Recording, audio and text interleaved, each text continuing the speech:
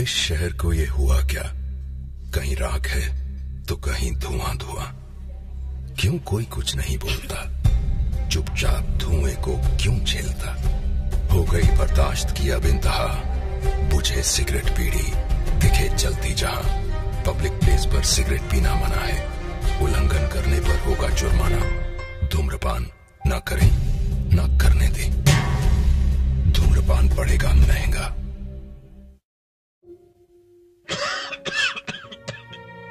खुशी कौन नहीं चाहता, लेकिन किस कीमत पर? धूम्रपान महंगा पड़ता है। धूम्रपान आपके लिए हानिकारक है और आपके चाहने वालों के लिए भी। धूम्रपान पड़ेगा महंगा।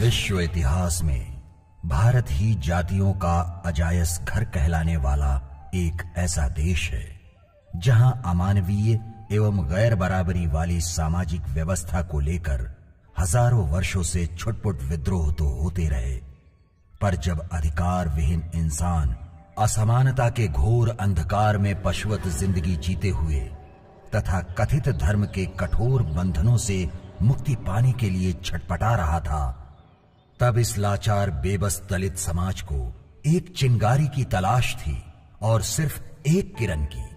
समय ने करवट ली, घोर अंधकार की काली रात व्यतीत हुई और हुआ नया सवेरा।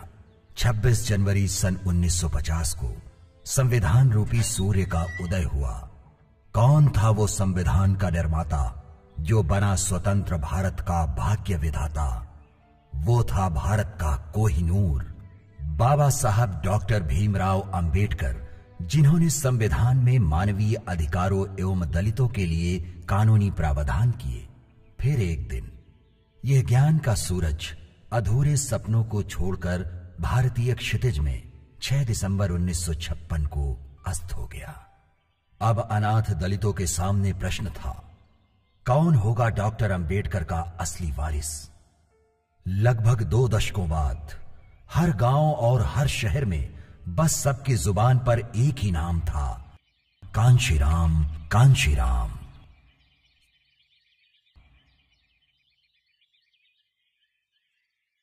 मानवर कांशीराम साहब के बचपन का सवाल है जी।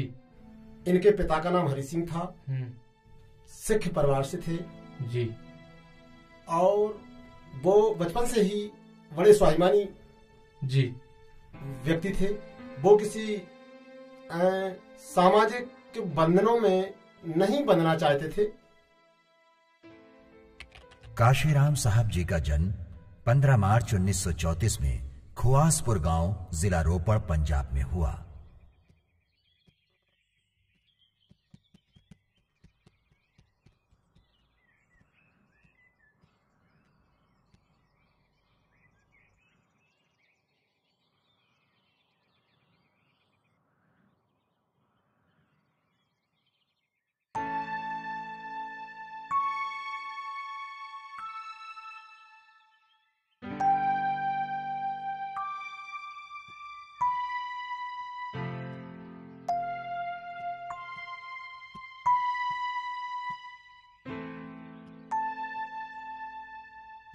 माँ के माँ माँ मुझे जुड्डा कटवाना है।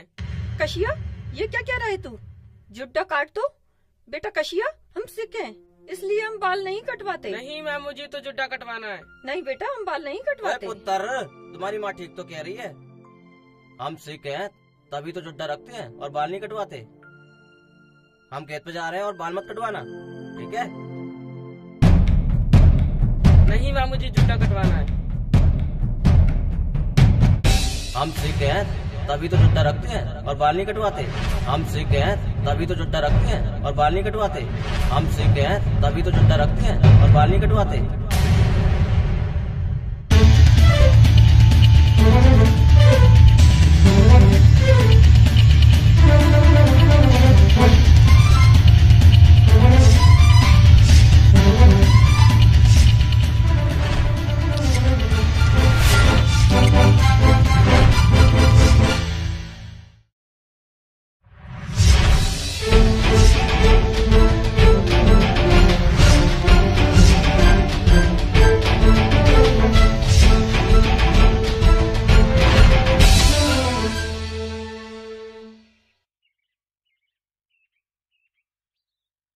अरे कसिया, तूने ये क्या किया?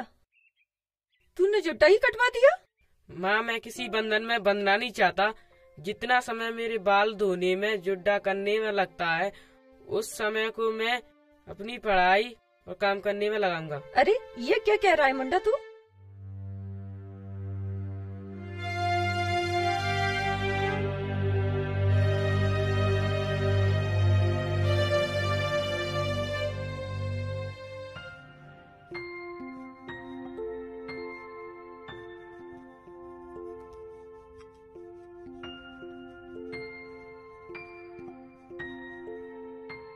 पुत्र, अच्छे से पढ़ाई वढ़ाई करना, हमारा भी नाम रोशन करना और अपना भी नाम रोशन करना। जितनी ज्यादा पढ़ाई करोगे उतने बड़े आदमी बनोगे।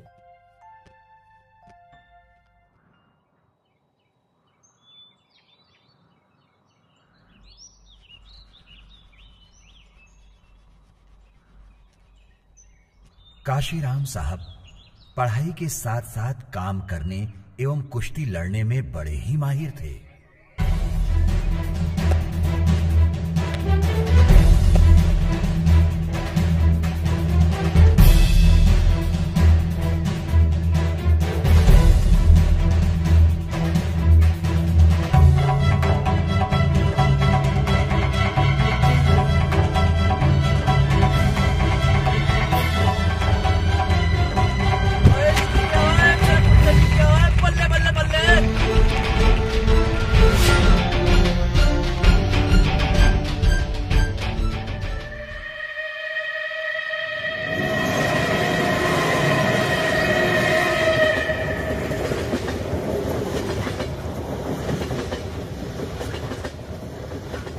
साहब के घर में घड़ी न होने के कारण वो ट्रेन की आवाज सुनकर 5 बजे पढ़ाई करने उठ जाते थे।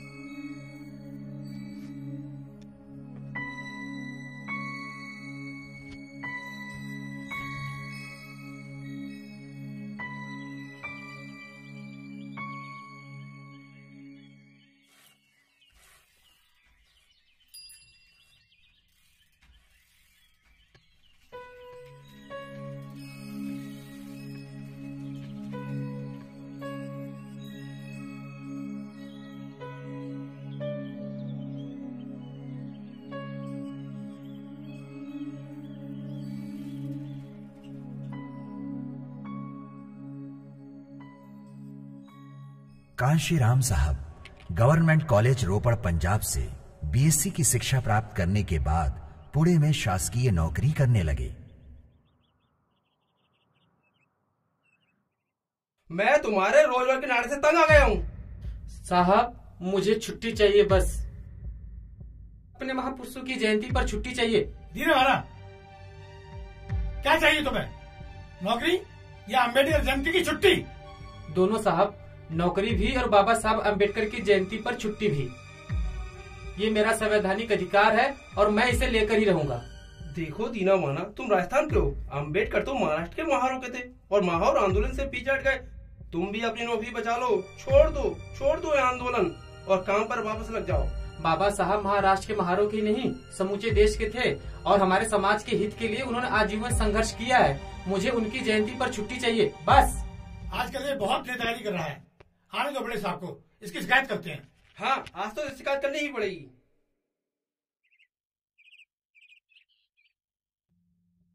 साहब नमस्ते सर।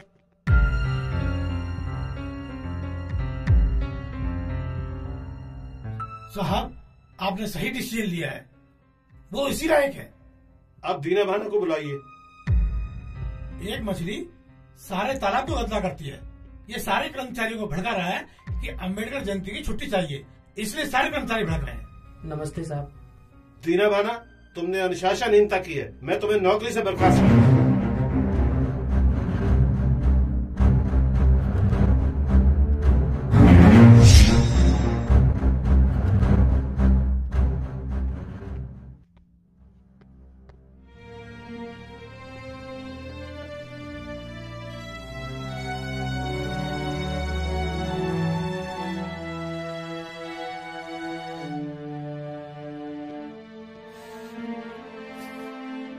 क्या हुआ अंदर दीना भाना? काफी शोर हो रहा था और तुम्हारी आंखों में इतनी आंसू क्यों हैं? मुझे बड़े साहब ने नौकरी से निकाल दिया। नौकरी से निकाल दिया? लेकिन क्यों? क्योंकि मैंने अपने महापुरुषों की जयंती पर छुट्टी मांगी साहब, इसलिए। और इतने बड़े अधिकारी से तुम्हें डर नहीं लगा? अरे डरता क्यों साहब, मैंने कोई चोरी थोड़ी की थी, मैंने तो बस अपने महापुरुषों की जयंती पर छुट्टी मांगी थी। अच्छा आप बताओ साहब, क्या अपने महापुरुषों की जयंती पर छुट्टी लेना हमारा अधिकार नहीं है? दीना भाना, अधिकार मांगे नहीं जाते हैं, छीने जाते हैं। मांगी तो सिर्फ भीख जाती है और तुम होके अधिकार मांग रहे हो। तो फिर इस अन्याय के खिलाफ मैं कोर्ट में जाऊंगा साहब। उसके लिए वकील करना पड़ेगा। इतने पैसे हैं तुम्हारे पास? 10 रुपए महीने का मैं दे सकता हूँ साहब। आओ चलो मेरे साथ।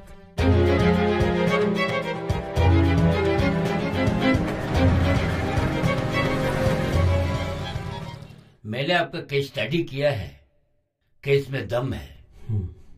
आप ये केस जरूर जीतोगे। साहब फीस कितनी लगेगी? कम से कम 1000 रुपया। इतने पैसे तो है नहीं हमारे पास, चलते हैं। ठहरो दीना भाना। वकील साहब जी, ये 500 रुपया है। आप कोर्ट में केस दायर कीजिए, बाकी पैसे भी आपको मिल जाएंगे। जरूर। धन्यवाद। चलो दीना। साहब मैं तो आपका कुछ नहीं लगता ना, फिर भी आपने मेरी इतनी मदद क्यों की? जानते हो दीना भाना, वो हर लोग मेरे अपने हैं जो अपने अधिकारों के लिए लड़ते हैं।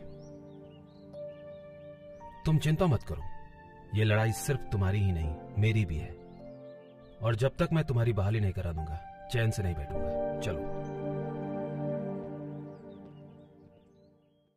सर, मानवर साहब का जो पहला आंदोलन था राजनीति की तरफ, तो कब उन्हें लगा कि मुझे समाज के प्रति, समाज के लिए आंदोलन करने चाहिए? समाज को एकत्रित करके जो देश में उन्होंने मिसाल कायम की, और फर्स्ट जो उनका आंदोलन था, मतलब उन्होंने अपने आंदोलन की शुरुआत कहां से की? मानवर कांसीराम साहब ने दीना भाना के द्वारा विरोध करने पर, प्रशासन का विरोध करने पर सस्पेंड किया गया। उसको लेकर के मानवर कांसीराम साहब मंत्री के पास गए।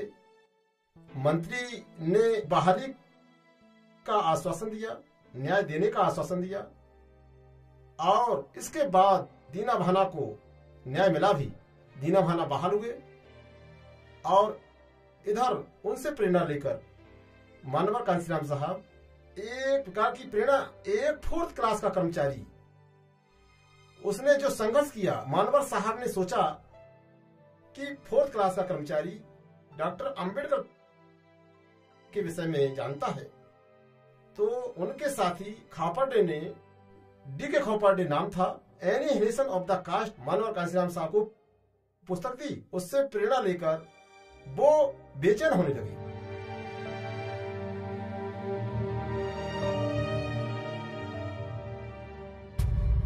क्या हम इसी तरह आजाद भारत में अपने महापुरुषों को अपमानित करवाते रहेंगे और खुद भी अपमानित होते रहेंगे?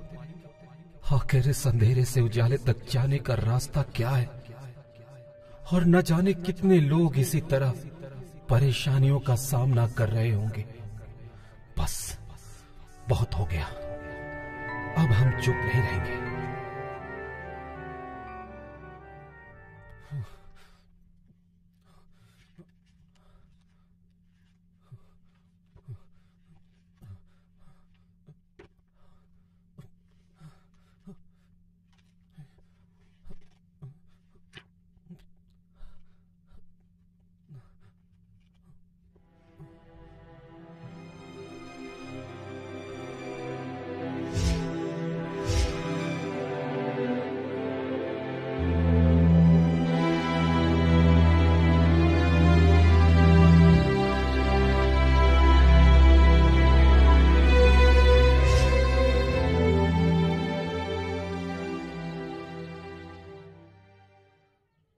भाइयों,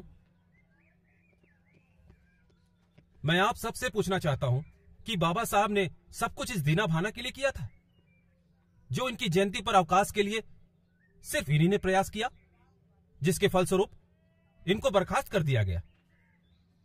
अरे आज हम लोग सरकारी नौकरी कर रहे हैं, वो बाबा साहब की ही देन है। यहां तक कि हमारे घरों में जो पानी पिया जा रहा है वो भी बाबा साहब की ही देन है। इस नाते हमारा एक फर्ज बनता है कि जिन बाबा साहब के लिए दीना भाना ने प्रयास किया है, हमें हर हालत में दीना भाना को बहाल करवाना है, और इसके लिए कल हम मंत्री जी के बंगले पर मिल रहे हैं। मैं आप सबसे निवेदन करता हूं कि आप सब ज्यादा से ज्यादा संख्या में अपने पूरे समाज को इकट्ठा करे और वहां पर आए। वो ज्ञापन दीना भाना की बहाली के लिए होगा। धन्यवाद। भाइयों, आज हम जिस मुद्दे के लिए यहाँ पर जुटे हैं वो कोई छोटा मोटा मुद्दा नहीं है, वो एक बहुत ही गंभीर विषय है। दीना भाना को जिस तरह से बाहर किया गया है ये एक अपराध है, ये बहुत ही गंभीर विषय है। दीना भाना को बाहर किया जाना सिर्फ इसलिए कि उन्होंने हमारे बुद्ध जयंती पर, बाबा साहब की जयंती पर अवकाश मांगा। अगर आज ये अत्याचार जो दीना भाना पर हो रहा है हमने अपनी आंखों से देखा, तो एक दिन अपने ऊपर भी ये अत्याचार हमें देखना पड़ेगा। इसी तरह आप कुचले जाओगे, कोई आपके लिए खड़ा नहीं होगा, आपको स्वयं अपने लिए खड़ा होना पड़ेगा। अगर आपको एक नेतृत्व चाहिए तो मैं खड़ा हूं आपके साथ। हम मंत्री जी के पास जाएंगे और अपना ज्ञापन देंगे और उनसे बोलेंगे कि हमें अपने सभी महापुरुषों की जयंती पर अवकाश चाहिए और साथ ही साथ दीना भाना की बहाली। छुट्टी दो भाई, छुट्टी दो।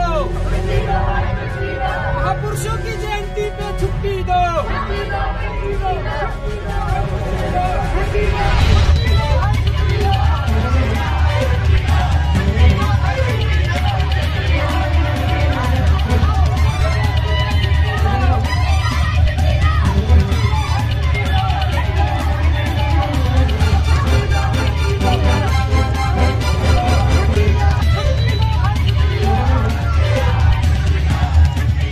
बताइए क्या बात है?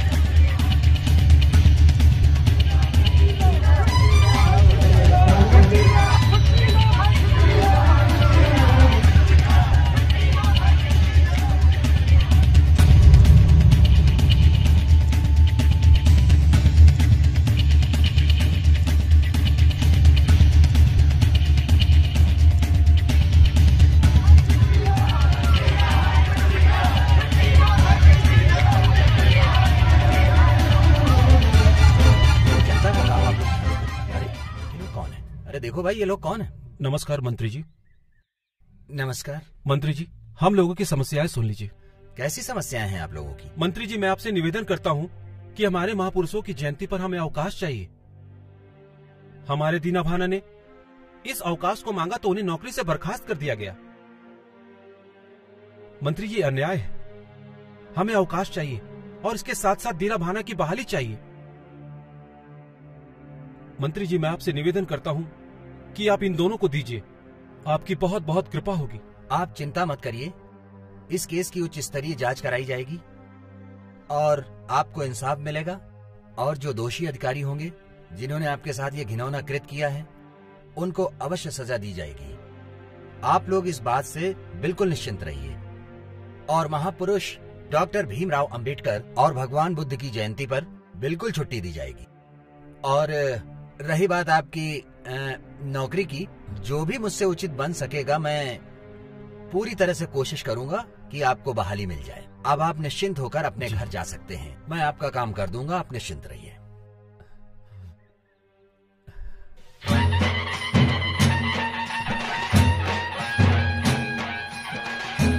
बहुत बहुत धन्यवाद मंत्री जी, बहुत बहुत धन्यवाद। 85% बहुत बड़ा वोट बैंक है। ये काशीराम पागल हो गया है।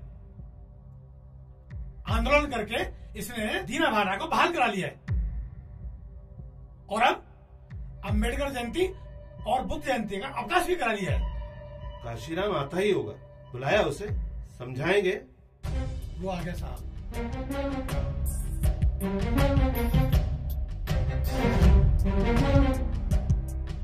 जी, आपने मुझे बुलाया? काशीराम, तुम्हें अपने काम से काम रखना चाहिए।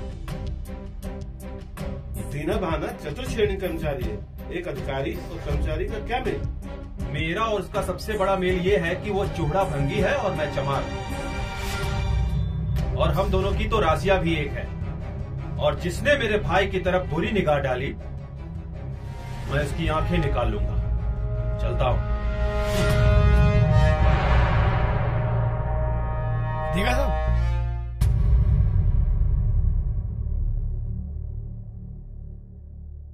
आदरणीय माताजी एवं पिताजी, मैंने अपने सरकारी नौकरी से त्याग पत्र दे दिया है और शादी न करने का फैसला किया है। और मेरे कुछ अहम प्रतिज्ञाएं हैं जो मैं आपको बताना चाहता हूं। अनुसूचित जातियों एवं जनजातियों, पिछड़ा वर्गों तथा अल्पसंख्यकों कर्मचारियों का जब तक शक्तिशाली संगठन नहीं बनता तब तक इन वर्गों की कोई सुनवाई नहीं हो सकती। और मैं आज इन वर्गों को जोड़ने के लिए अपने आप को समर्पित करता हूं। आज के बाद मैं कभी घर नहीं आऊंगा। मेरा अपना कोई घर नहीं है। देश भर में 85% गरीब, दलित, पिछड़ों का ही मेरा घर है। आज से मैं सभी रिश्ते नातों से मुक्त होता हूं।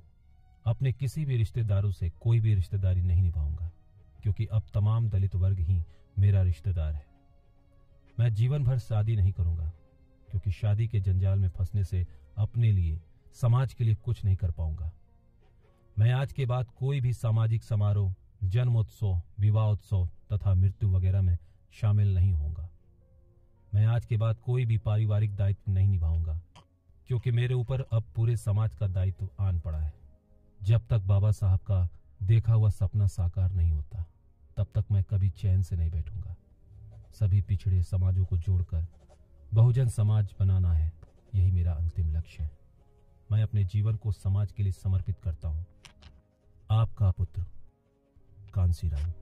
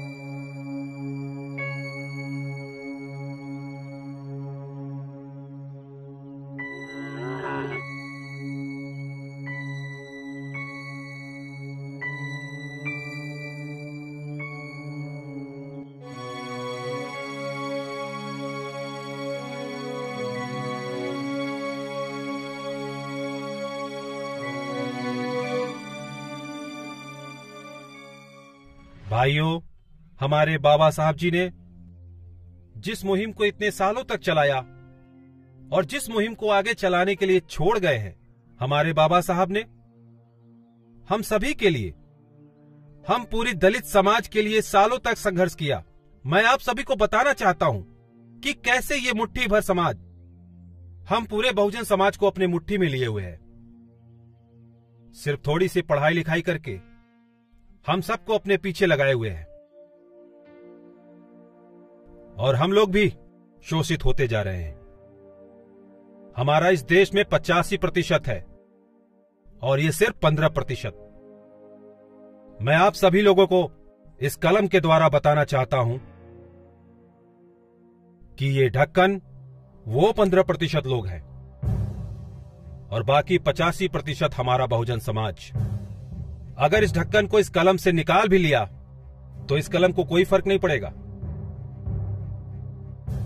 ये वैसा ही काम करेगी जैसा करती आई है, लेकिन ये 15% बेकार है। इसे हम फेंक भी सकते हैं, पर हम इसे फेंकेंगे नहीं। हम ये नहीं करते जो ये करते आए। हम इसको अपने साथ ही जोड़कर रखेंगे, इसके पीछे लगाकर।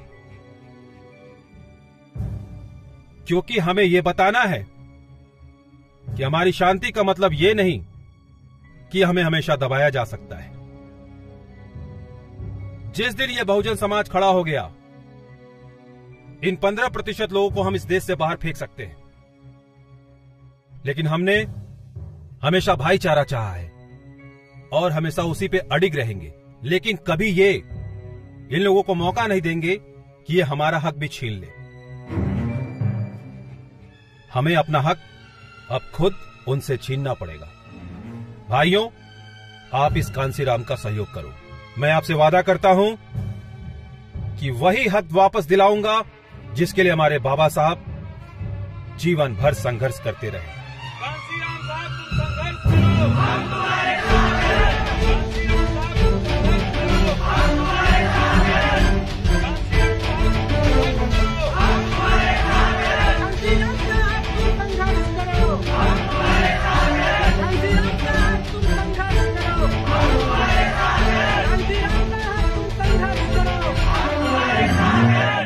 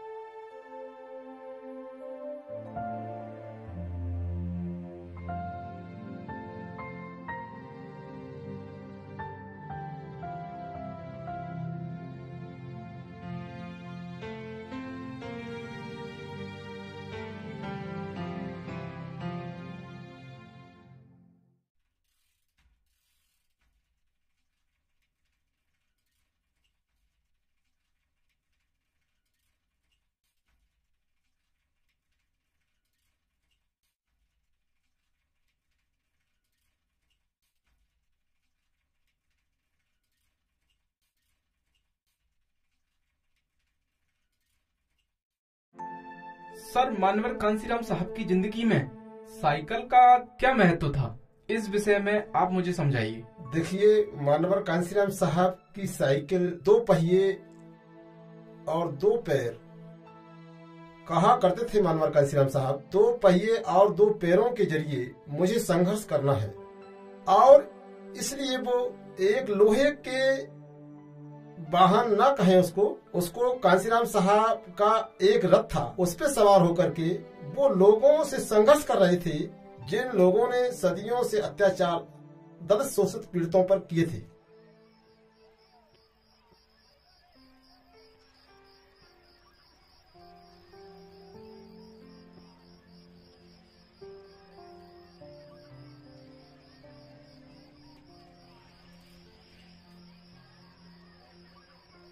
और भाई, क्या हाल है?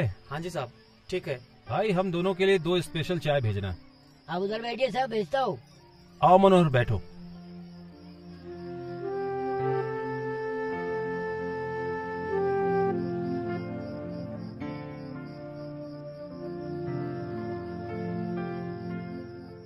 ये लो साहब चाय।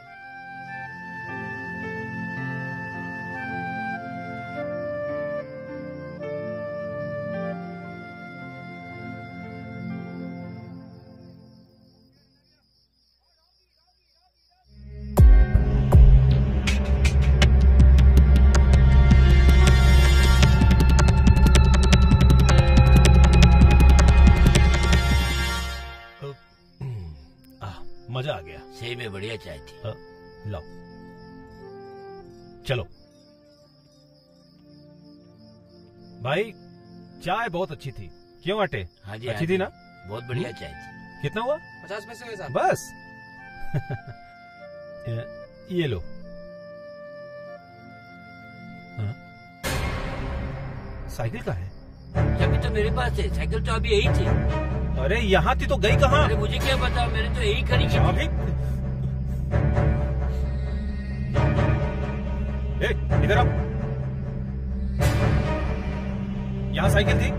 कैसी साइकिल? मुझे पता नहीं साइकिल ड्राइवर सर। तुझे साइकिल के बारे में नहीं मालूम? सर अभी थाने ले जाकर 2 घंटे पड़ेंगे, तुझे पता पड़ेगा। साइकिल मालूम तुझे कहाँ है? साइकिल कहाँ है? मुझे माफ कर दो साहब, मुझे माफ कर दो साहब, गलती हो गई साहब, मुझे माफ। जल्दी जाओ और लेके आओ, साइकिल लेके आओ। सबके सब जुड़े हैं यहाँ पे। अगर साइकिल नहीं मिली ना, तुम सब थाने जाओगे।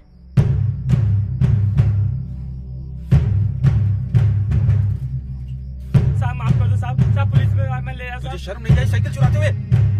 माफ कर दो साहब, साहब माफ कर दो, दोबारा गलती नहीं होगी साहब, साहब माफ कर दो साहब। चल भाग यहाँ से। मनोहर साइकिल।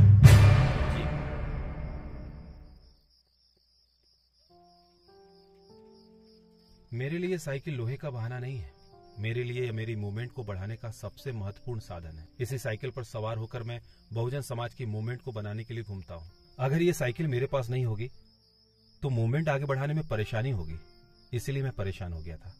खैर छोड़ इन बातों को। मनोहर, कल सुबह में जल्दी मिलना है, समझ गए?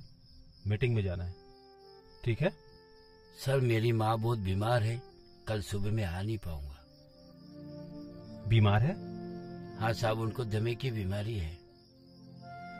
तो तुमने मुझे बताया नहीं? आपको बता नहीं मनोहर, तुमने मुझे बताया नहीं। कोई बात नहीं, तुम जाओ, जल्द से जल्द घर पहुंचो और अपनी माँ का ख्याल रखो। जी साहब। टेंशन मत लो, जाओ। पर साहब, मनोहर बोला ना एक बार, जाओ। चलो।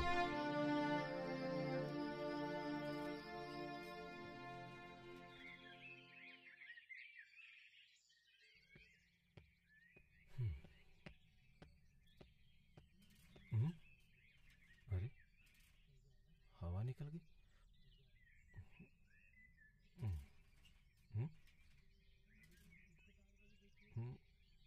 इसकी भी हवा निकली।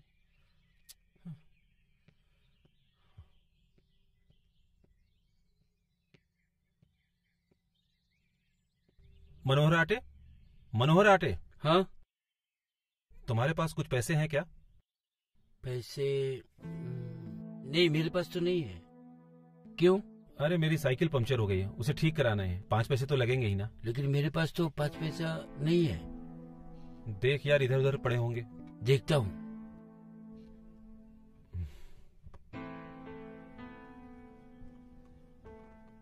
नहीं यार, मेरे पास तो बिल्कुल ही नहीं। एक काम करो, मेरी साइकिल ले जाओ। तुम्हारे साइकिल में भी हवा नहीं है। ट्रेन का टाइम भी हो गया है, मैं पैदल ही चला जाता हूँ।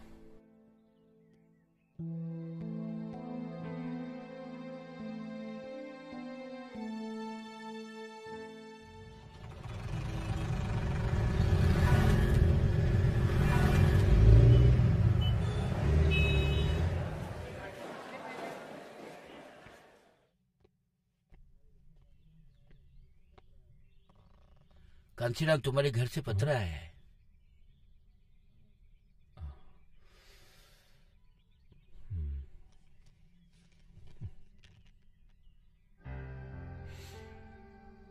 प्रिय पुत्र कांशीराम, बेटा तुम्हारी शादी के लिए बहुत सारे रिश्ते आ रहे हैं और हम शादी के बोझ से हटना चाहते हैं। आज नहीं तो कल शादी करनी ही है। पास के गांव से एमएलए गुणवंत सिंह जी के घर से उनकी बेटी का रिश्ता आया है और तुम्हारे पिताजी भी यही चाहते हैं कि तुम्हारी शादी हो और घर में बहू आए। और हम भी यही चाहते हैं कि तुम घर जल्दी आ जाओ। तुम्हारी माता बिशन कौर। कांशीराम, क्या हुआ? कुछ नहीं, घर वाले चाहते हैं कि अब मैं शादी कर लूं।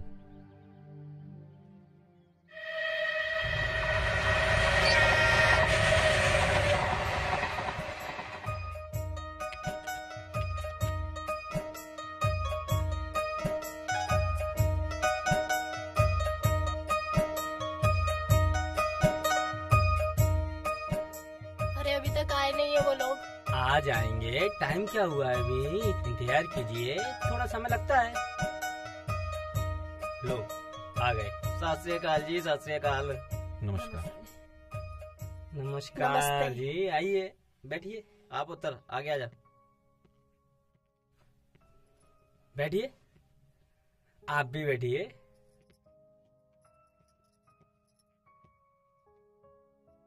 हाँ तो काशीराम जी जी, कहाँ सर्विस चल रही है आपकी? विज्ञान भवन पुणे महाराष्ट्र। अच्छे, तारीफ है। नेताजी बड़ी मेहनत करके इस मुकाम पर पहुंचा है काशीराम, और मेरा भी नाम रोशन किया है। अच्छा, बड़ा मेहनती बच्चा लगता है। बहुत अच्छे, देख क्या बात है। अरे यार, बचपन से मेरे कशिया को पढ़ने की बहुत लगन है। अच्छा सुनो जी, मेहमानों के लिए चाय नाश्ता लेकर आओ, जल्दी लेकर आओ। जाओ जाओ। हाँ जी, आपको आने में कोई तकलीफ तो नहीं हुई? अरे नहीं नेताजी, आने में कोई तकलीफ नहीं हुई।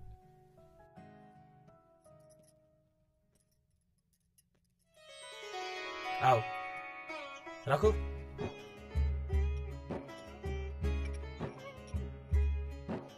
नमस्ते जी। बैठो बैठो बैठो। नमस्ते नमस्ते। बेटी, तुम्हारा नाम क्या है? मंजीत कौर। लड़की तो अच्छी है। अच्छा, आप लोग बातें कीजिए, आइए मैं आपको अपना मकान दिखाता हूँ। आइए आइए आइए आइए। हाँ जी, चलिए चलिए।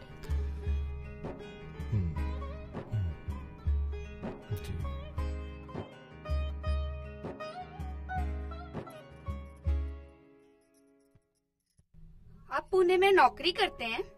जी, और आप? मैं 10वीं कक्षा में पढ़ती हूँ। ओ, और आपकी दीदी?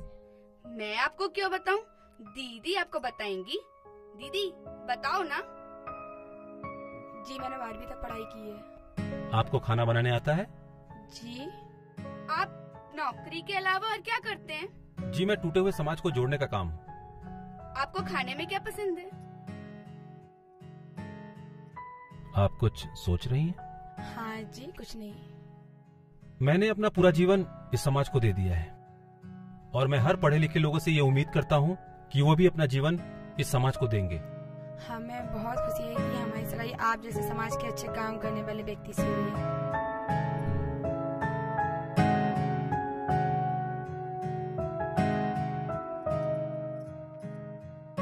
आइए आइए, बैठिए। लड़का कैसा लगा? बढ़िया है। लड़की पसंद है? जी। तुम्हें कैसा लगा? मुझे तो पसंद। और तुम्हारी दीदी को? उनको भी जीजा जी। क्या बात है। हाँ जी, तो ये रिश्ता पक्का समझा जाए? हाँ हाँ, हमारी तरफ से हाँ। तो फिर अगले महीने इसका मुहूर्त निकलवा लेते हैं। हाँ हाँ जी, बिल्कुल।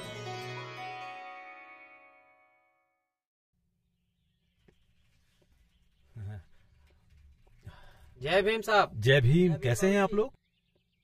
सर्दी ज्यादा पड़ रही है, आप बाबूजी कोट खरीद लीजिए अपने लिए। हाँ, बात तो आप सही कह रहे हो, सर्दी बढ़ गई है, कोट लेना पड़ेगा। जय भीम। जय भीम। जय भीम।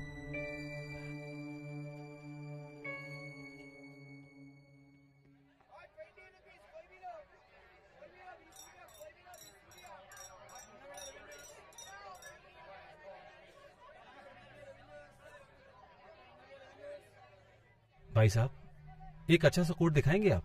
जी साहब, ये देखिए, एकदम फर्स्ट क्लास कोट, एकदम बढ़िया कोट, आप पर बिल्कुल जचेगा। देखिए। गुड, बहुत अच्छा है, कोट तो बहुत अच्छा है। भाई साहब, कितने का होगा? मात्र 45 रुपए का पड़ेगा साहब। 45 रुपया? भाई साहब, इससे थोड़ा सस्ता होगा? जी साहब, इससे सस्ता ही मिलेगा। जी, दिखाइए। ये देखिए, ये आपको इससे सस्ता पड़ेगा, एकदम बढ़िया, और इससे सस्ता। अच्छा कोट है। भाई साहब, ये कितने का होगा? साहब, ये आपको पड़ेगा 30 रुपए का मात्र। 30 रुपया? भाई साहब, थोड़ा और सस्ता दिखाओ ना। मिलेगा साहब।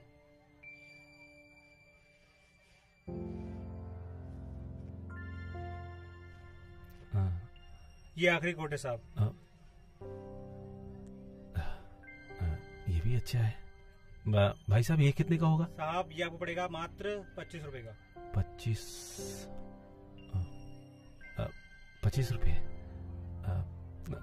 भाई साहब इतने पैसे नहीं है मेरे पास, थोड़ा और सस्ता मिल जाता तो। साहब ये साहब हमारी दुकान का सबसे सस्ता कोट है। अब इससे सस्ता कोट तो हमारे पास नहीं है। इससे सस्ता कोट अगर आपको चाहिए तो पीछे मरघट खाना बना है, आप वहां जाइए और वहां से खरीद लिए कोई सस्ता कोट।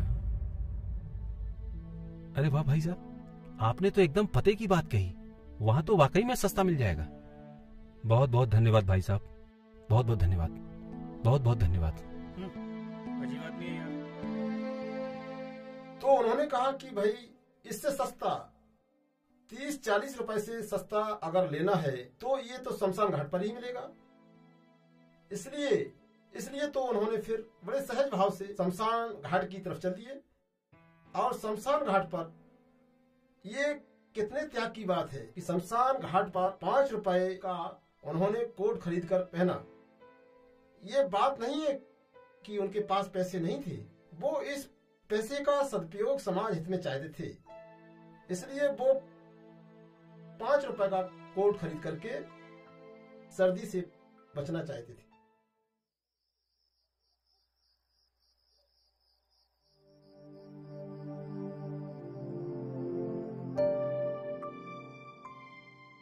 दलित लाचार समाज के लिए कांशीराम साहब का सबसे बड़ा त्याग शादी न करने का फैसला किया।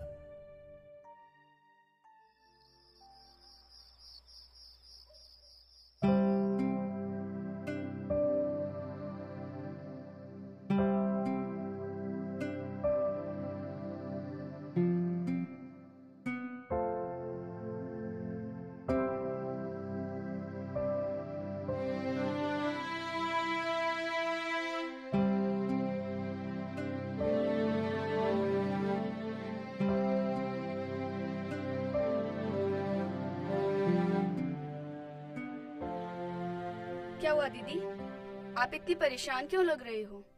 आप अभी तक सोई नहीं? पता नहीं जसप्रीत, उन्होंने शादी के लिए मना क्यों कर दी, और ना जाने वो क्या कर रहे होंगे इस समय। कोई नहीं, सो जाओ आप, सो जाओ दीदी।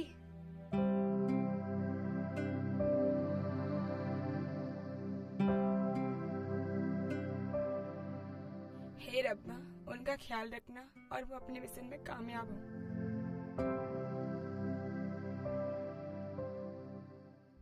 जय भीम भाइयों।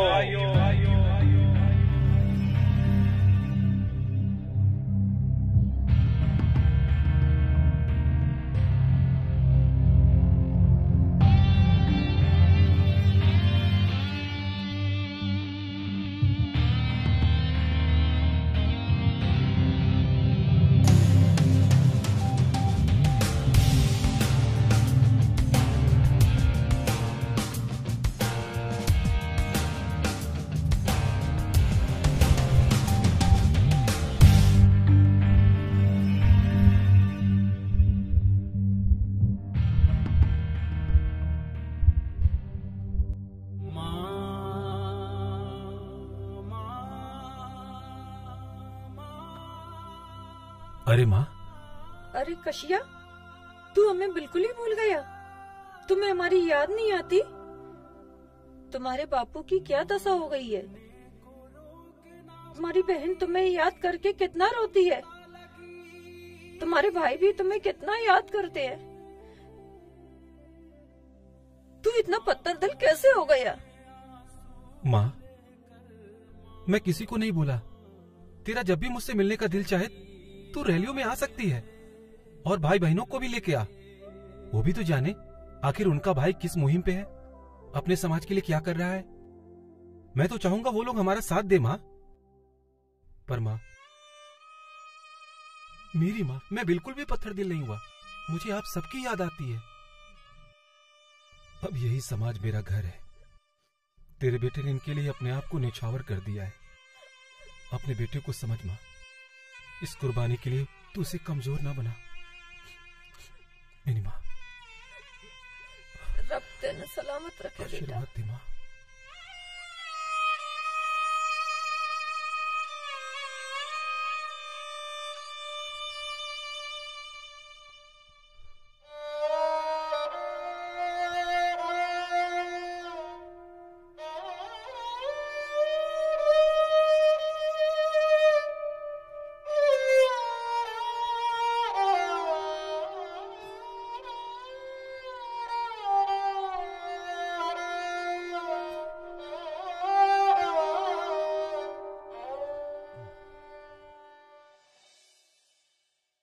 हम आगे भी संघर्ष को जारी रखेंगे और मैं आप सबसे वादा करता हूं कि हम कभी कमजोर नहीं पड़ेंगे। मुश्किलें आएंगी, हमें कमजोर करेंगे लोग, हम नहीं होंगे, अपना वादा निभाएंगे।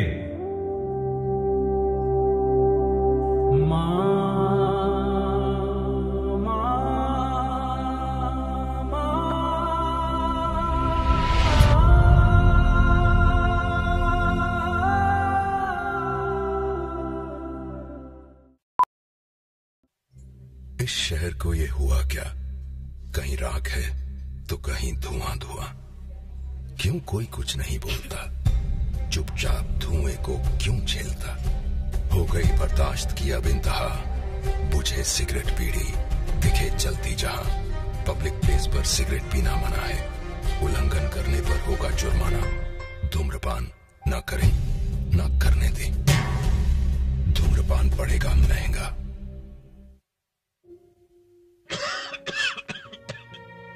खुशी कौन नहीं चाहता, लेकिन किस कीमत पर? धूम्रपान महंगा पड़ता है। धूम्रपान आपके लिए हानिकारक है और आपके चाहने वालों के लिए भी। धूम्रपान पड़ेगा महंगा।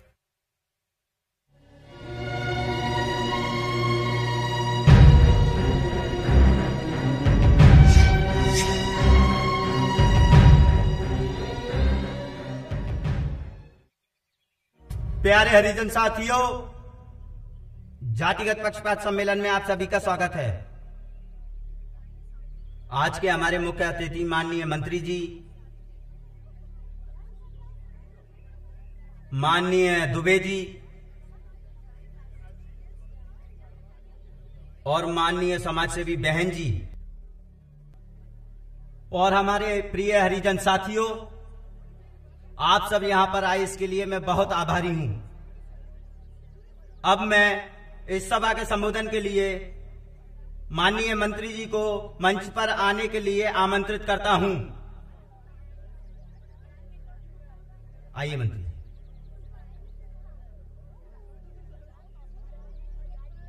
नमस्कार।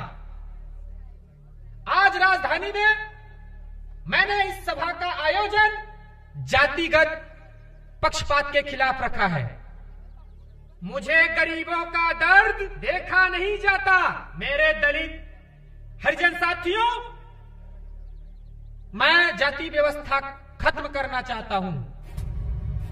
हरिजनों पर जो अत्याचार हो रहे हैं वो मुझे बिल्कुल बर्दाश्त नहीं होते।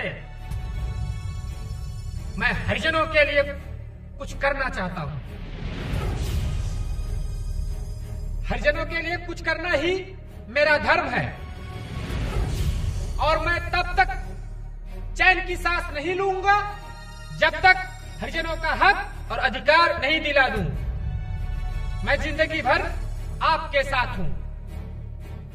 जय हिंद, जय हिंद, जय हिंद।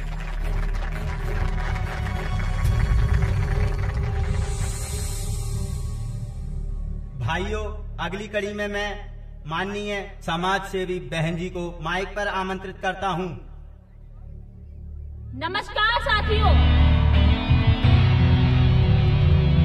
मेरे जहन में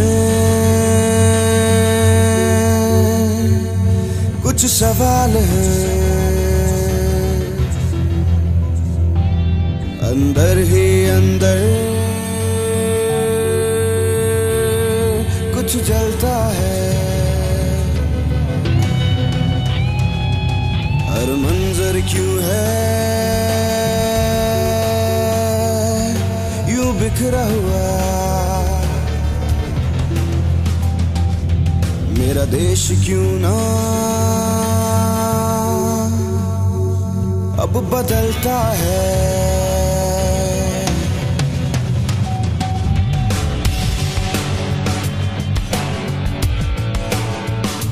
मेरे जहन में कुछ सवाल है, अंदर ही अंदर जलता है। हर मंजर क्यों है बिखरा हुआ, मेरा देश क्यों ना बदलता है। बदलाव चाहिए, बदलाव चाहिए, इस भ्रष्ट तंत्र से निजात चाहिए। भारत के शहजादे हमें जवाब चाहिए। साहब, आज जातिगत पक्षपात के खिलाफ एक सम्मेलन था। उस सम्मेलन में राजनारायण, जो स्वास्थ्य मंत्री हैं, उन्होंने दलित समाज, एससी समाज को हरिजन शब्द का प्रयोग करते हुए कहा कि हरिजन समाज के लिए हम ये करेंगे, वो करेंगे। इतने में एक लड़की जो टीचर है, उसका नाम हाँ मायावती है साहब, और सब लोगों के सामने कहा कि मंत्री जी, अगर हम लोग हरिजन हैं तो तुम लोग शैतान की औलाद हो। ऐसे लीडर सिपाहियों की हमें भी जरूरत है। मैं मायावती से मिलना चाहूंगा।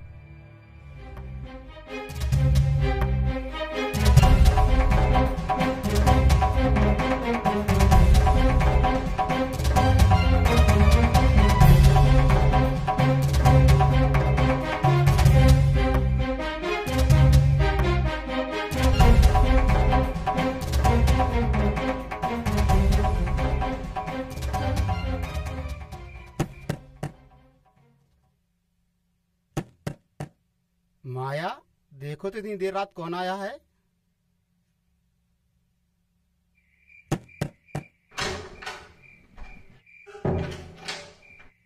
साहब, आप? नमस्ते। जय भीम। आइए।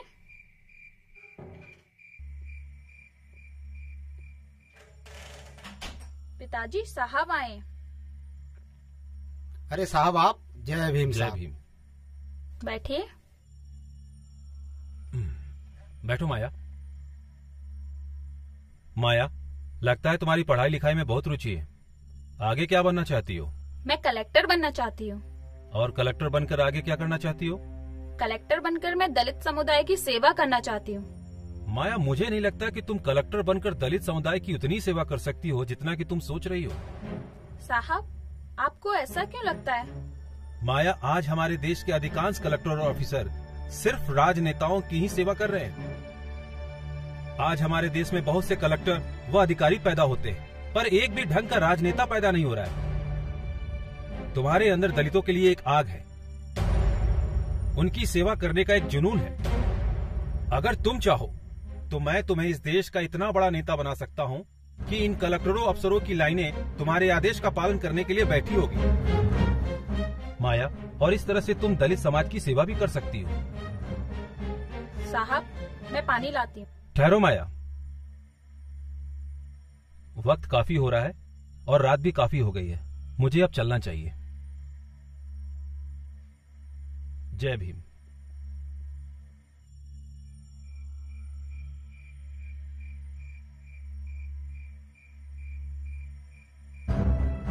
माया, मुझे नहीं लगता कि तुम कलेक्टर बनकर दलित समुदाय की उतनी सेवा कर सकती हो जितना कि तुम सोच रही हो। माया, आज हमारे देश के अधिकांश कलेक्टर और ऑफिसर सिर्फ राजनेताओं की ही सेवा कर रहे हैं। आज हमारे देश में बहुत से कलेक्टर व अधिकारी पैदा होते हैं, पर एक भी ढंग का राजनेता पैदा नहीं हो रहा है। तुम्हारे अंदर दलितों के लिए एक आग है, उनकी सेवा करने का एक जुनून है। अगर तुम चाहो तो मैं तुम्हें इस देश का इतना बड़ा नेता बना सकता हूँ कि इन कलेक्टरों अफसरों की लाइनें तुम्हारे आदेश का पालन करने के लिए बैठी होगी माया, और इस तरह से तुम दलित समाज की सेवा भी कर सकती हो। और इस तरह से तुम दलित समाज की सेवा भी कर सकती हो। और इस तरह से तुम दलित समाज की सेवा भी कर सकती हो।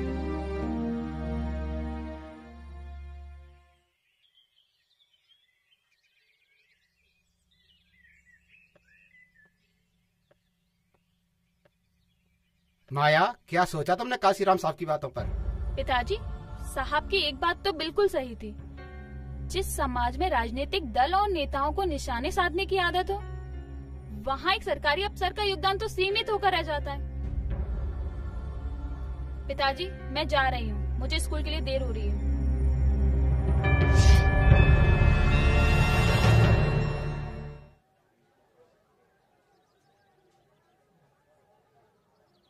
जय भीम।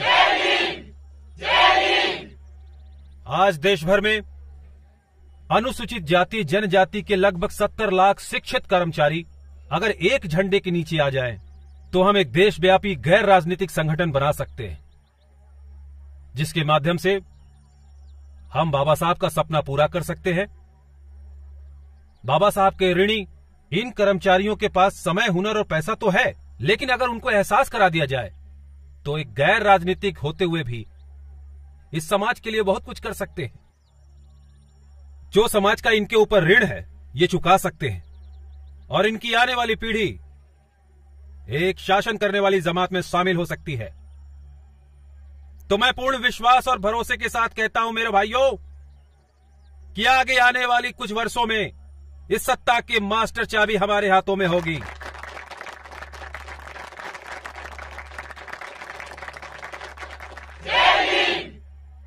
भाइयों, हमारा अंतिम लक्ष्य इस देश में शासन करना नहीं है। हमारा अंतिम लक्ष्य दलितों, पिछड़ों और शोषितों को इस समाज में अधिकार दिलाना है, ताकि वो समानता का अधिकार पा सके। बाबा साहब ने कहा था कि छुआछूत समाप्त करना मेरा जन्मसिद्ध अधिकार है और इन सभी समाज को समानता का अधिकार बिना राजनीतिक सत्ता के नहीं दिलाया जा सकता। और इस देश में वही समाज उन्नति करते हैं जो राजनीतिक सत्ता से संपन्न होते हैं। अपने इस महान उद्देश्य को पाने के लिए आप इस पागलपन की सभी हदों को पार कर जाइए। हां, लोग आपको पागल कहेंगे, पर आपको रुकना नहीं है, आपको थमना नहीं है, बस आगे बढ़ते जाना है। मेरे बहुजन समाज के साथियों, आज के दौर में आप जो कार्य कर रहे हैं वो अपने आप में अद्वितीय है। आज के इस दौर में आपको आपके कार्य के लिए शाबाशी देने वाला कोई नहीं मिलेगा, बल्कि आपको बुरा भला कहेंगे, आपकी निंदा करेंगे। लेकिन मैं बस यही कहना चाहता हूं आपसे कि जब भी आपको लगे कि आपने कोई अच्छा कार्य किया है और आपको कोई शाबाशी देने वाला ना मिले, तो आप खुद अपनी पीठ थपथपाइए। भाइयों, अगर आपको किसी भी काम को लेकर भ्रमित किया जाता है या डराया जाता है, तब आप बिल्कुल भी चिंतित मत होना। आप अपने पूरे विवेक से उसी कार्य को करिए। आप देखेंगे आपको सफलता मिलेगी और आपका डर भी निकल जाएगा। आज मुझे अपने सभी साथियों का जोश देखकर लग रहा है कि हम बहुत जल्द ही बाबा साहब के सपनों को पूरा करेंगे, जो उन्होंने बहुत साल पहले देखा था। जहां पर कार्यकर्ता मिशनरी होते हैं, दुख उठाने में सक्षम होते हैं, वहां पर कार्य तेजी से होता है।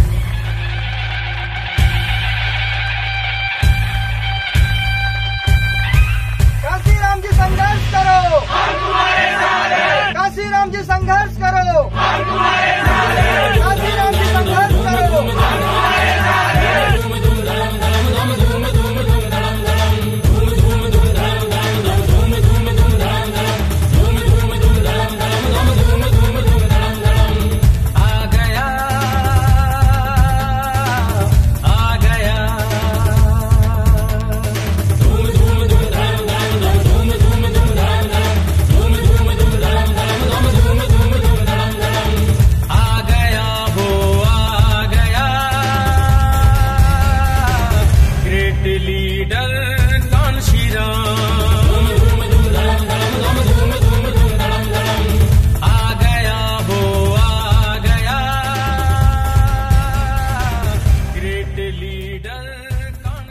सामने रिक्शे वाला।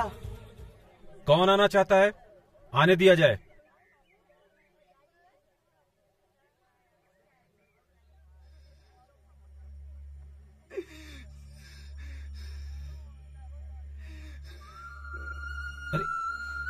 क्या कर रहे हो? कौन हो भाई? अरे क्या समस्या है, बोलिए। साहब मैं यहीं पास में रहता हूँ और यहाँ रिक्शा चलाकर अपना गुजारा कर रहा हूँ साहब। मेरे साथ कुछ और साथ वाले हैं।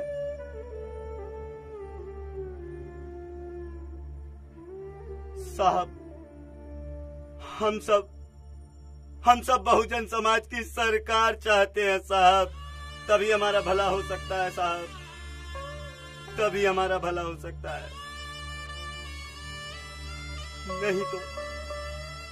नहीं तो हम ऐसे ही कीड़े मकोड़ों की तरह रेंग के मर जाएंगे साहब,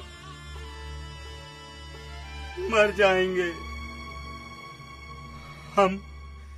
हमने कड़ी मेहनत से सभी साथी ये धन एकत्रित करके लाए हैं साहब जी, इन्हें स्वीकार करो, इन्हें स्वीकार करो साहब, इन्हें स्वीकार कर लो साहब। हाँ, बिल्कुल सही है, ये सही बोल रहे हैं साहब।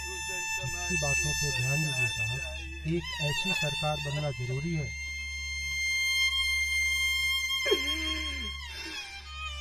तभी हमारा उद्धार होगा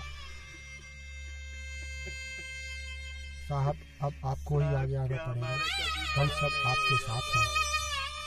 जब तक बहुजन समाज की सरकार नहीं बनेगी तब तक हमारा उद्धार नहीं होगा साहब।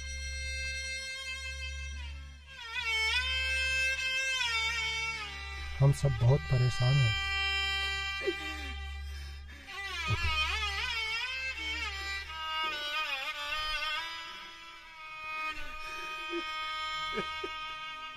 इस गरीब की चाहत,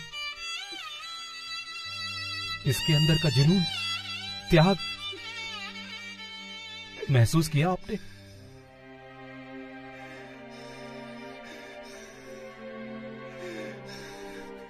हमारा वर्ग किस हद तक शोषित हुआ है।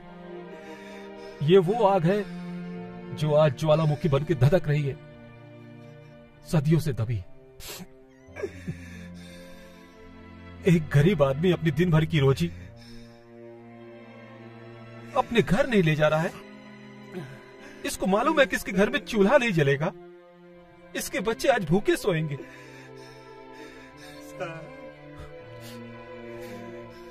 अपने समाज को देख रहा है, अपने समाज के लाखों बच्चों को देख रहा है, देख रहा है कितने और भूखे सोते हैं। इतना बड़ा त्याग, इतना बड़ा बलिदान तो भगवान भी नहीं छोड़ सकता। चाचा आप देख रहे हो ना, आप देख रहे हो ना, ये क्रांति आई है, युग बदल रहा है। हमें खड़ा होना आ गया है, हमें लड़ना आ गया है। मुझे तुम पर गर्व है। ग्रेट लीडर कांशीराम,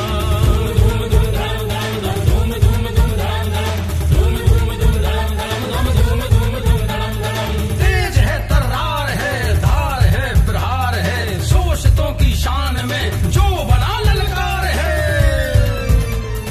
राजनीति में किया कमाल, चलता है शेरों की चाल, जो सदियों से थे कंगाल किया उसी ने मालामाल। ढोंगी सरकारों को वो सबक सिखाता है, राजनीति की दुनिया में तूफान लाता है। अरे ऐसा लीडर है जो सोती कौम जगाता है, अरे एक नोट और एक वोट का पाठ पढ़ाता है। जो जख्मों पे मरहम लगाए अधिकार सबको दिलवाए, जो जख्मों पे मरहम लगाए अधिकार सबको दिलवाए। सच बोला हो कर निडर, वो कहलाया, वो कहलाया।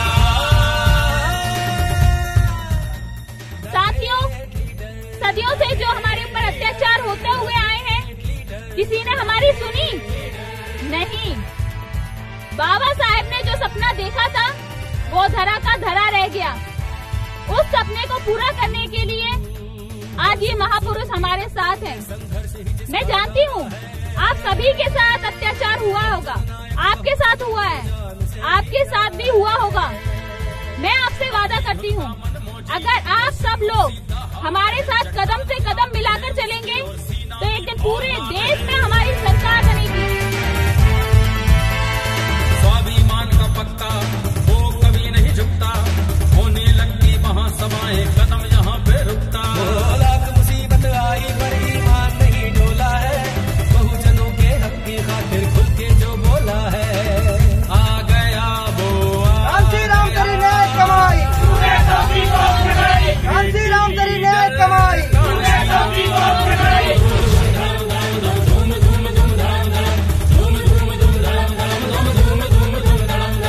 छोड़ नौकरी वैज्ञानिक की राजनीति में आया, भीम कारवा भीम का जिसने आगे खूब बढ़ाया। दो पहिया दो पैर का गाना गांव गांव में गाया, मजलूमों ने समझा जिसको अम्बेडकर का साया। लड़ी लड़ाई निर्धनों की जिसने पूरे मन से, करी रैलियां घूम घूम के छोटे संसाधन से। वो है ग्रेट लीडर, वो है ग्रेट लीडर, वो है ग्रेट लीडर, वो है ग्रेट लीडर, वो है ग्रेट लीडर।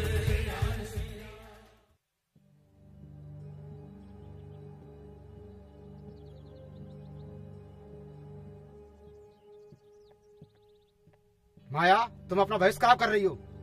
छोड़ दो काशीराम जी का साथ और अपनी नौकरी और पढ़ाई पर ध्यान दो। अरे पिताजी, मैं पढ़ाई भी करूंगी और नौकरी भी, और कांसी राम साहब के साथ समाज के हित के लिए काम भी करूंगी। इसमें दिक्कत क्या है? अगर तुमने मेरी बात नहीं मानी, काशीराम जी का साथ नहीं छोड़ा, IAS की तैयारी नहीं की, तो मैं तुम्हें घर से निकाल दूंगा।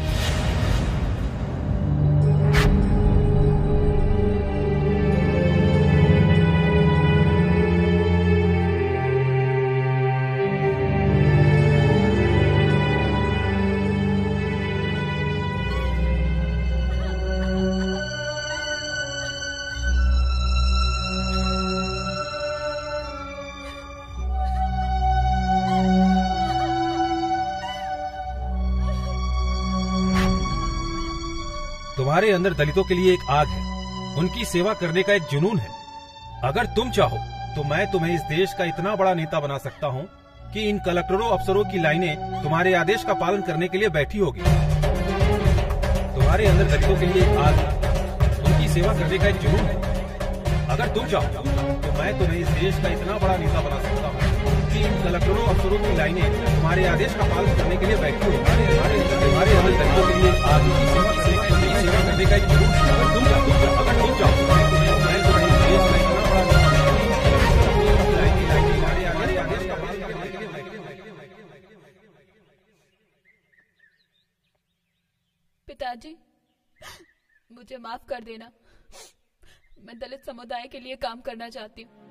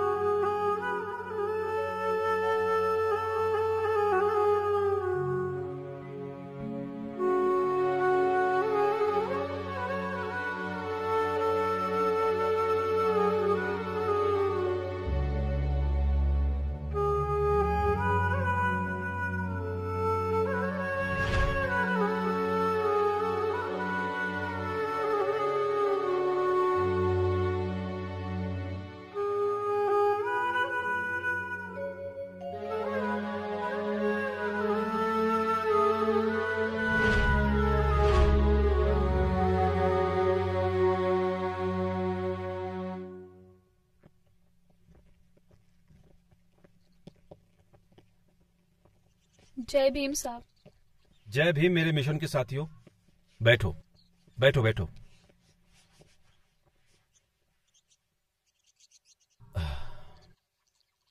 क्या हुआ माया, इतना दुखी क्यों हो? साहब, मैंने घर छोड़ दिया है। घर छोड़ दिया? लेकिन क्यों? साहब, पिताजी कहते हैं या तो सब छोड़कर IAS की तैयारी करो या घर छोड़ दो, इसलिए मैंने घर छोड़ दिया। क्योंकि मैंने फैसला कर लिया है, मैं अपने समाज के लिए अपना सारा जीवन समर्पित करती हूँ। माया, मुझे तुम पर गर्व है और हम दोनों मिलकर अपने समाज की तरक्की के लिए कुछ भी करेंगे और अंबेडकर जी का सपना पूरा करेंगे। सदियों से दलित समाज के उत्थान के लिए संघर्षरत कांसीराम साहब को बहन मायावती के रूप में एक नया अवतार मिला, जिसके माध्यम से कांसीराम साहब और बहन मायावती ने दलित समाज और बहुजन समाज की एकता को एक सूत्र में बांधने का प्रयत्न शुरू किया। बहन मायावती बहुमुखी प्रतिभा की धनी थी और पढ़ी लिखी भी थी। इस तरह से बहन मायावती ने दलित समाज की महिलाओं को शिक्षित कर एक सूत्र में पिरोने का काम शुरू कर दिया। बहन कुमारी मायावती मान्यवर कांसीराम साहब की एक अविश्वसनीय ताकत बन के उभरी।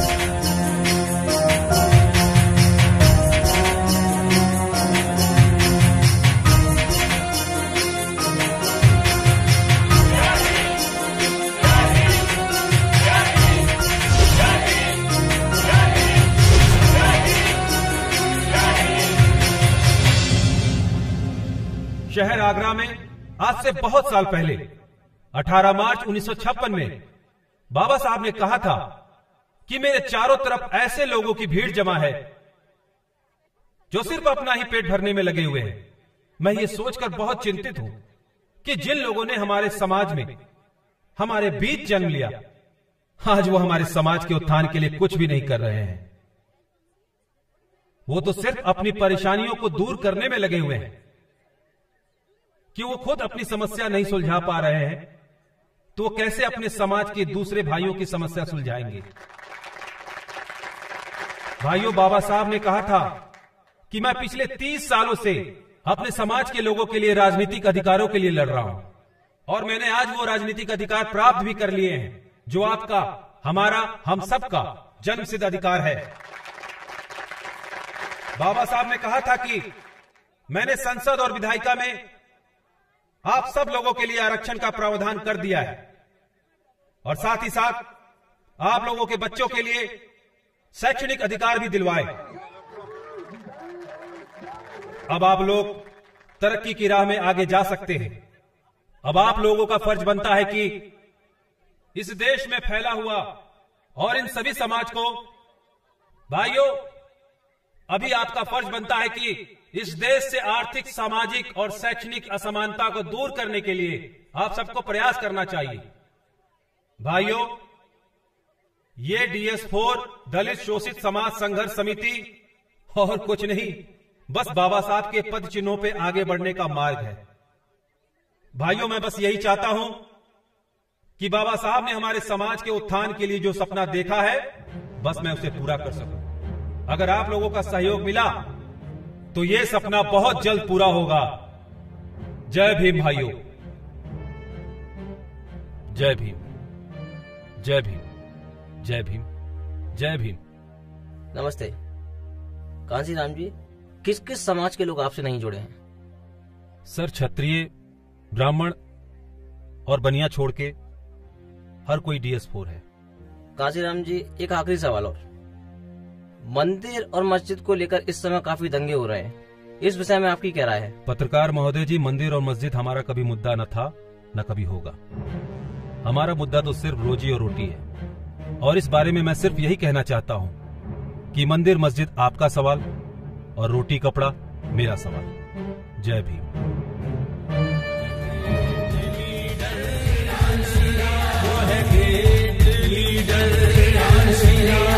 सूरज जैसा लगा चमकने भारत माँ का लाल, ऊंच नीच और जात पात का जिसने तोड़ा जाल। बचपन का साहस देखो, नहीं रहा किसी बंधन में, करना है कुछ देश की खातिर ठान लिया था मन में। तोड़ दिए सब रिश्ते नाते, छोड़ी अपनी मिट्टी, जीवन भर ना घर आऊंगा लिख दी माँ को चिट्ठी। वो है ग्रेट लीडर, वो है ग्रेट लीडर, वो है ग्रेट लीडर, वो है ग्रेट लीडर। आ गया वो आ गया,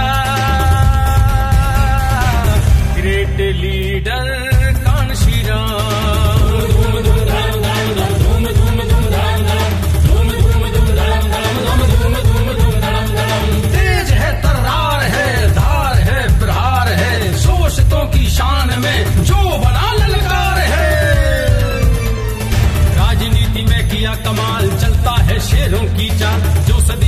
थे कंगाल किया उसी ने मालामाल।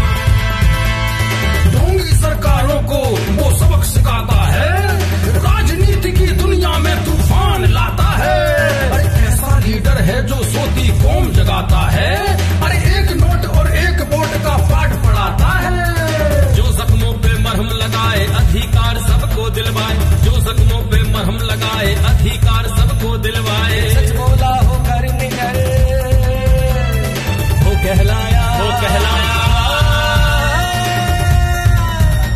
The great leader, the great leader, the great leader, the great leader.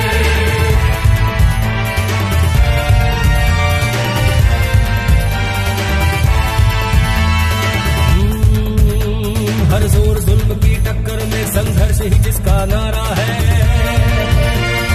बहुजन नायक बहुजनों को जान से भी प्यारा है। अपनी धुन का मन मौजी और सिंगों सी दहाड़ है, चट्टान याद है उसके और सीता की औलाद है। स्वाभिमान का पक्का वो कभी नहीं झुकता, होने लगती वहाँ सभाएं कदम यहाँ पे रुकता। लाख मुसीबत आई पर ईमान नहीं डोला है, बहुजनों के हक की खातिर खुल के जो बोला है। आ गया वो आ गया ग्रेट लीडर। बाबा साहब ने हम सब लोगों के लिए क्या कुछ नहीं किया। उन्होंने अपनी आखिरी सांस तक हम सब लोगों के लिए कुर्बान कर दी। उसी को पूरा करने के लिए माननीय कांशीराम साहब हमारे साथ खड़े हुए हैं और हम लोगों को साथ देना चाहिए। जब हम लोग उनके साथ होंगे तभी वो सपना पूरा होगा और हम लोग आगे बढ़ेंगे। हम औरतों को भी उनका साथ देना चाहिए। हमें भी एमएलए बनना है, हमें भी पार्षद बनना है और बढ़ चढ़कर आगे बढ़कर सबका सामना करना है। हमारी जिंदगी ऐसे ही कीड़े मकोड़ों की तरह घुट घुट कर निकल जाएगी।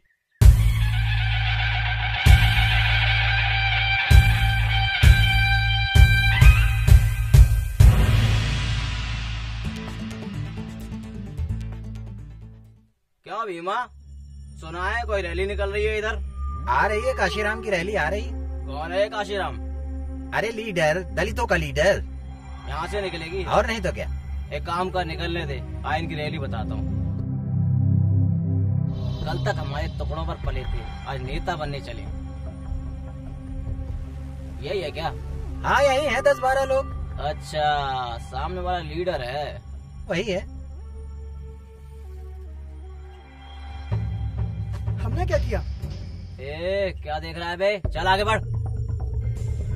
बड़ी नेता नंगी चढ़ी है, रुक अभी निकालता हूँ।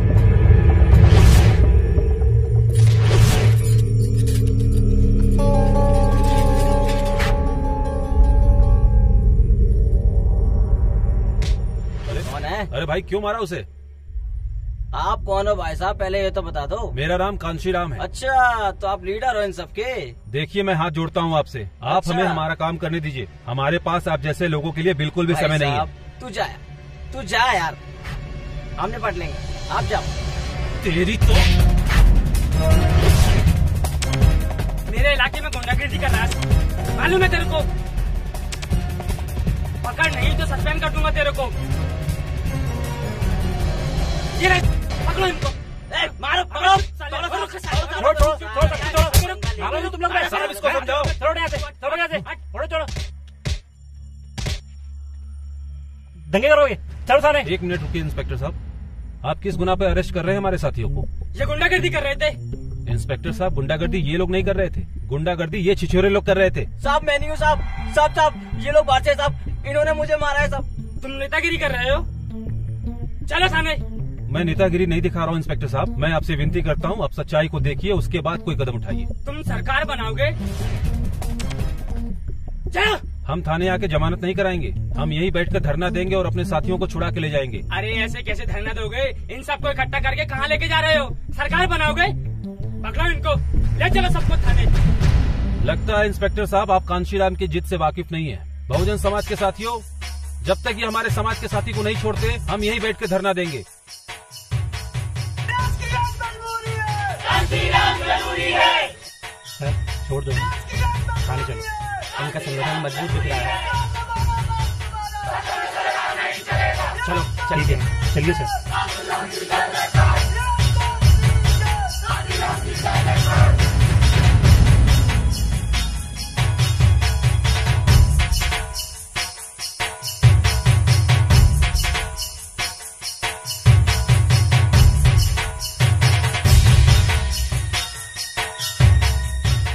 देखा भाइयों आप लोगों ने, हमारे एकता की शक्ति, इसी तरह आगे बढ़ते रहेंगे, कहीं नहीं रुकेंगे। कांशीराम तेरी न्याय कमाई, तूने सबकी कौम जगाई। और फिर वो वक्त आ गया था जब पूरा बहुजन समाज एक मंच पर खड़ा था। एक तरफ कांशीराम साहब का संघर्ष था, तो दूसरी तरफ बहन कुमारी मायावती जी का पूरा बहुजन समाज देश का नेतृत्व करने के लिए तैयार थी और सदियों से झेल रहे अत्याचार के विरुद्ध बिगुल बज चुका था। और आज का दिन था बहुजन समाज पार्टी की ललकार का।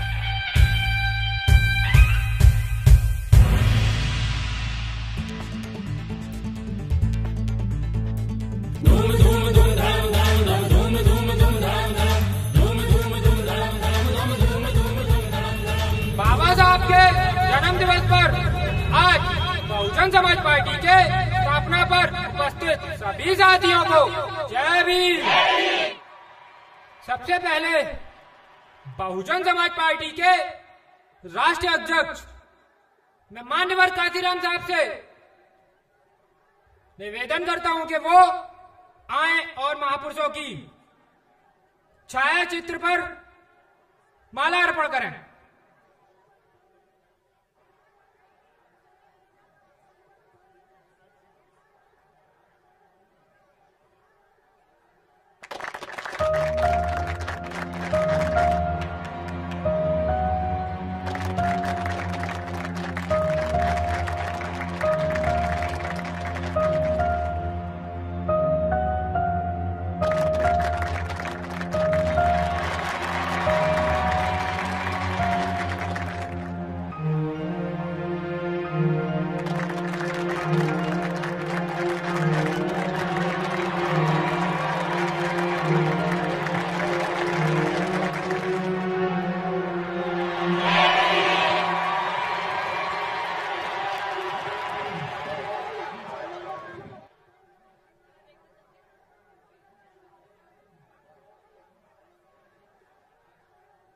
इस शुभ घड़ी पर मैं माननीय कांशीराम साहब से अनुरोध करता हूं कि वो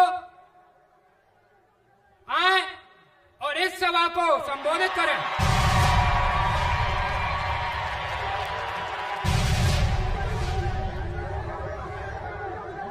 जय भीम भाइयों।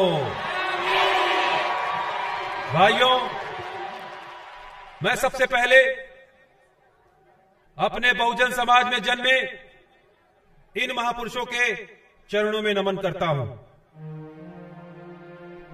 भाइयों, आज आजादी के 37 वर्षों बाद भी हम लोग जानवरों की तरह जी रहे हैं, मगर अब इंसान बनने का वक्त आ गया है।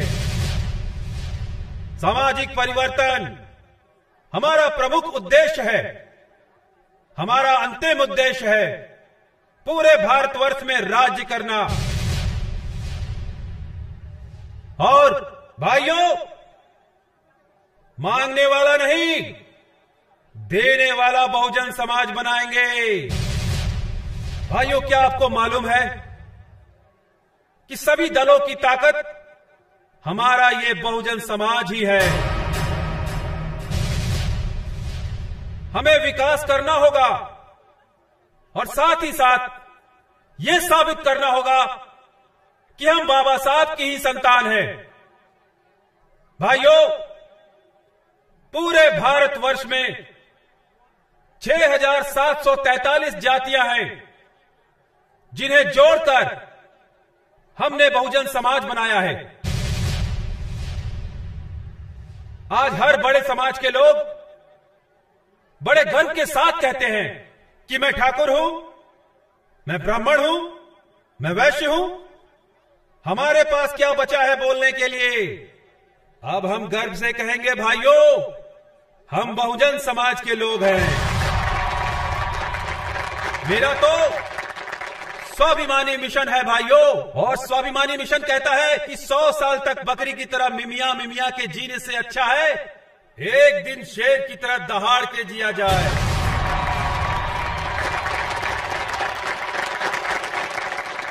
भाइयों, अब मैं आपको बाबा साहब के 8 विशेषताओं के बारे में बताता हूं, जिनमें पहली विशेषता थी धर्म। बाबा साहब ने कहा था कि सभी मनुष्य एक ही मिट्टी से बने हैं, उन्हें हक है कि उन्हें समानता का अधिकार मिले।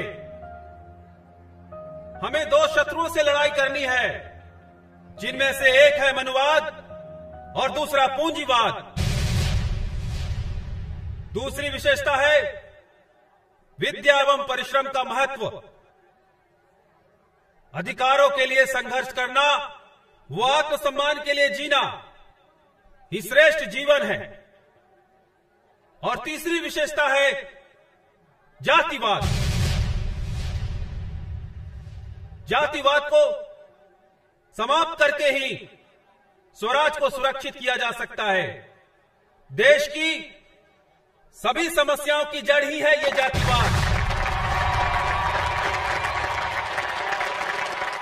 चौथी विशेषता के अंतर्गत बाबा साहब ने कहा था कि मैंने जिस समाज में जन्म लिया है, अगर मैं उसी समाज की समस्या हल नहीं कर पाया तो मैं स्वयं को गोली मार लूंगा। सामाजिक प्रगति राजनीति प्रगति पर ही निर्भर करती है। जब तक हमारे आंदोलन में महिलाएं हिस्सा नहीं लेती, तब तक हम मानव अधिकार प्राप्त करने में सफल नहीं हो सकते।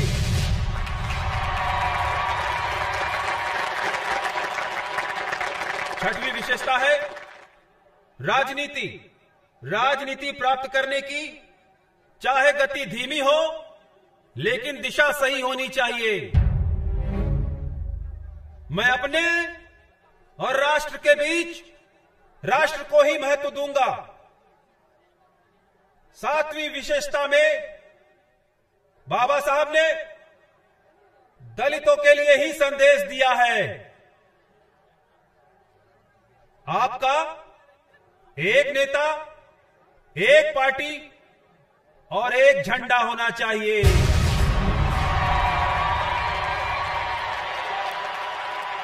मैं अपने सारे दलित युवाओं से कहना चाहता हूं कि वो शिक्षा और बुद्धि में किसी से कम नहीं है। साथियों, इतिहास को भूल जाने वाले कभी इतिहास नहीं बना सकते। आखिर कब तक चलेगा ये चमचा योग? अब आने वाले समय में हमें इस चमचा युग को समाप्त करना है।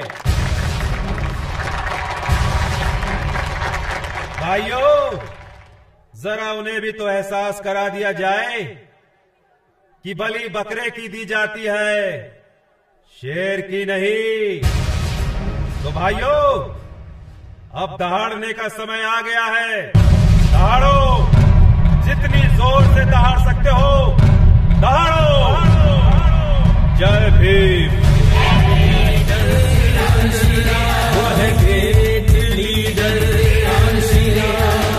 आ गया वो आ गया, ग्रेट लीडर कांशी राम। अकेला ही चला था मंजिल की ओर, मैं चलता गया और कारवां बढ़ता गया।